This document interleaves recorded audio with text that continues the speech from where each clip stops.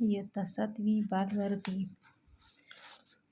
प्रकरण 6वे. थोरांची ओळख. डॉक्टर खानखोजे. गदर क्रांतीचे प्रणेते ते मेक्सिको शेतीतले जादूगार असा प्रवास करणारे डॉक्टर पांडुरंग सदाशिव खानखोजे उर्फ भाऊ यांचं सारं आयुष्यच विस्मयकारी घटनांनी भरलेलं आहे. तात्या आजोबांच्या मांडीवर बसून लहानगे भाऊ सतत स्वातंत्र्य लढ्याविषयीच्या कथा ऐकत असत. भाऊ हे आजोबांचे तसेच आईचेही लाडके होते. भाऊ प्राथमिक शाळेत जाऊ लागले तसेच त्यांचे मित्रमंडळीही वाढू लागले.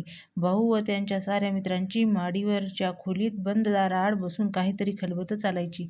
इंग्रजांना व त्यांच्या सैन्याला कसं पळवून लावता येईल याचे डावपेच ते आखत असत. लहानपणापासूनच इंग्रज सरकारविरुद्धचा तीव्र असंतोष भाऊंच्या मनात होता. इंग्रजांना देशाबाहेर काढल्याशिवाय देशाची परिस्थिती सुधारणार नाही म्हणून त्याविरुद्ध लढा द्यायचा असं भाऊंनी मनोमन ठरवलं. पुढे खेडोपाडी जिथे संधी मिळेल तिथे भाऊ स्वदेशी चळवळ, भारतीय इतिहास, भारतीय स्वातंत्र्य या विषयावर भाषण देत असत. स्वातंत्र्यासाठी कार्यरत असताना भाऊंनी शिक्षण योग्य प्रकारे पूर्ण करावं, लग्न करून संसार करावा असं त्यांच्या वडिलांना वाटत होतं. परंतु भाऊचं मन वळवण्यात वडिलांना यश आलं नाही. स्वातंत्र्य लढ्यात सक्रिय सहभाग असणाऱ्या लोकमान्य टिळकांच्या भेटीसाठी भाऊ पुण्याला गेले. तिथे त्यांच्या सहवासात ते राहू लागले. त्यांच्या सहवासात राहणं ही भाऊंना मोठी पर्वणीच वाटत असे. भाऊंना रणशास्त्र शिकावं असं वाटत होतं. टिळकांनीही त्याला अनुमती दर्शवली. इंग्रज सरकारांच्या आधुनिक शस्त्रास्त्रांनी सज्ज अशा सैन्याशी टक्कर द्यायची असेल तर परदेशी जाऊन आधुनिक लष्करी शिक्षण घ्यावं असा टिळकांनी त्यांना सल्ला दिला. सन 1906 साली लोकमान्य टिळकांच्या सांगण्यावरून त्यांनी मायदेश सोडला. अमेरिकेतील सान राफाएल येथील लष्करी शिक्षण देणाऱ्या अकॅडमीत भाऊ दाखल झाले. शिस्तपालन, अभ्यासातील प्रगती, सर्व प्रकारच्या कामातील तत्परता, शरीरचापल्य पाहून अकॅडमीतील शिक्षकवर्ग भाऊवर खुश होता. लष्करी शिक्षण घेत असताना कोणतीही उणीव राहू नये म्हणून ते प्रयत्नांची पराकाष्ठा करत होते. 1910 साली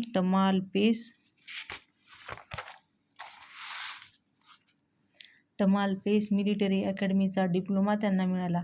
भारतीय बहुजन समाज शेतकऱ्यांचा आहे. शेती सुधारण्यावरच त्यांची खरी उन्नती व आर्थिक स्वातंत्र्य अवलंबून आहे.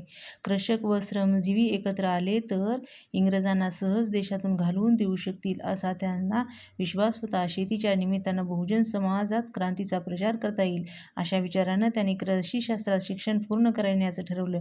वॉशिंग्टन स्टेट कृषी महाविद्यालयात त्यांनी पदव्युत्तर शिक्षणासाठी नाव नोंदवलं.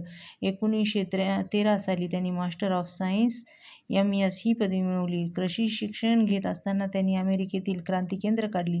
गदर उठावाच्या आखणीत ते आघाडीवर होते. लाला हरदयाळ, पंडित काशीराम, विष्णू गणेश पिंगळे, वीरेंद्रनाथ चट्टोपाध्याय, भूपेंद्रनाथ दत्त हे क्रांतिकारक त्यांचे सहकारी होते. सशस्त्र लढा संघटित करण्यासाठी त्यांनी Japan, America, Canada, Iran, Moscow, Berlin अशी भ्रमंती केली आणि अपार साहसे अंगावर घेतली. कृषीशास्त्रात डॉक्टरेट प्राप्त केल्यानंतर मेक्सिको येथील सरकारी कृषी विद्यालयात त्यांची प्राध्यापकपदी नेमणूक झाली. त्यांच्या अध्यापनाचा लौकिकही वाढत होता. जमीन आणि पिके या विषयात त्यांच्या शब्दाला मोल आलं. जेनेटिक्स या विषयात त्यांचा दबदबा वाढला. राष्ट्रीय प्रदर्शनात मिळालेल्या प्रथम पुरस्कारामुळे त्यांचा लौकिक अमेरिकेतील भारतीय विद्यार्थ्यांपर्यंत पोहोचला. अध्यापनाव्यतिरिक्तच्या वेळात त्यांनी त्यांच्या प्रयोगशाळेत आणि प्रयोगक्षेत्रात गव्हावर अभ्यास सुरू केला. या प्रयोगातून त्यांनी गव्हाचे विविध वाण तयार केले. पावसाळ्यात आणि उन्हाळ्यात येणाऱ्या गव्हांची संकरित जात, तांबेरा न पडणारी आणि बर्फालाही दाद न देणारी, विपुल उतारा देणारी जात, अत्यंत कमी पावसात भरपूर उतारा देणारी जात इत्यादी. डॉक्टर खानखोजेंचा जेनेटिक्स क्षेत्रातला अभ्यास, जमीन आणि पिके याबाबतीतले प्रयोग, गव्हावरचे संशोधन इत्यादी लक्षात घेऊन मेक्सिकन सरकारच्या शेती सुधार मंडळाने त्यांना आमंत्रण दिले. संपूर्ण मेक्सिकोचा अभ्यासदौरा करावा, सर्व ठिकाणच्या कृषी संस्था, संशोधने केंद्रे पाहावी, शेतकऱ्यांच्या भेटी घेऊन त्यांच्या अडचणी, अनुभव, विचार समजून घ्यावे, सुधारणा सुचवाव्या या कामगिरीवर डॉक्टर खानखोजेंची नेमणूक झाली. त्यांच्या दौऱ्यांची मेक्सिकन सरकारने व्यवस्था केली. या दौऱ्यानंतर त्यांनी मेक्सिकन जनतेचे मुख्य अन्न असलेल्या मक्याची पैदास नि दर्जा वाढवण्याच्या दृष्टीने संशोधनाला सुरुवात केली. मेक्सिकोतील तेओसिंतले ही निरुपयोगी वनस्पती आणि मका यांचे संकरण करून त्यांनी तेओ मका ही मक्याची नवीन संकरित जात निर्माण केली. एकेका मक्याच्या ताटावर 30-30 कणसे आणि ती डाळिंबाप्रमाणे संपूर्ण भरलेली. अमेरिकेत यशस्वी झालेले मक्यासंदर्भातील प्रयोग त्यांनी मेक्सिकोत राबवले. त्यामुळे मेक्सिकोत मक्याची लागवड आणि पैदास उत्तमरित्या वाढली.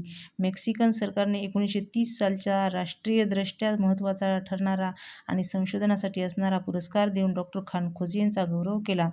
गहू, मक्यानंतर त्यांनी तूर, चवळी यांचे विविध वाण तयार केले. सोयाबीनची लागवड करण्यास शेतकऱ्यांना प्रोत्साहनही केले.